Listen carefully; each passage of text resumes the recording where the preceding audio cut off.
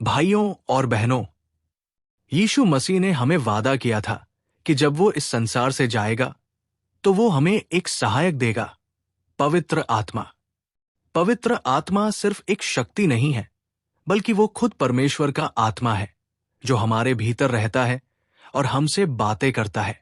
लेकिन सवाल यह है कि जब पवित्र आत्मा बोलता है तो हम क्या करते हैं? कई बार पवित्र आत्मा हमें धीमी सी आवाज में चेतावनी देता है, हमें रोकता है, हमें मार्गदर्शन करता है। पर हम क्या करते हैं?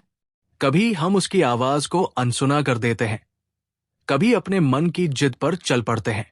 यूहन्ना 16 अध्याय और 13 पद में बाइबल कहती है, परंतु जब वो अर्थात सत्य का आत्मा आएगा तो तुम्हें सब सत्य का मार्ग बताएगा, क्योंकि वो अपनी ओर से न कहेगा, परंतु जो कुछ सुनेगा वही कहेगा और आने वाली बातें तुम्हें बताएगा।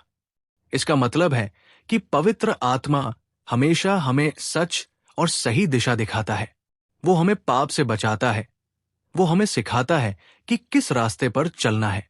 भाइयों और बहनों, जब पवित्र आत्मा बोलता है तो हमें दो काम करने चाहिए।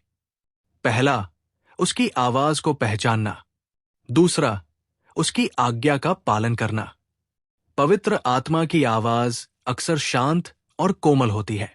वो किसी शोर की तरह नहीं, बल्कि मन की गहराई में एक हल्की सी गवाही की तरह आती है। जब आप गलत रास्ते पर जाने लगते हैं तो वो आपको रोकता है।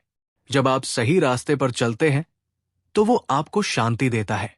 अगर हम पवित्र आत्मा की आवाज को मानेंगे तो हमारा जीवन आशीषों से भर जाएगा। लेकिन अगर हम उसे बार बार दबाएंगे तो हमारा दिल कठोर हो जाएगा और हमें उसकी आवाज सुनाई देना कम हो जाएगा।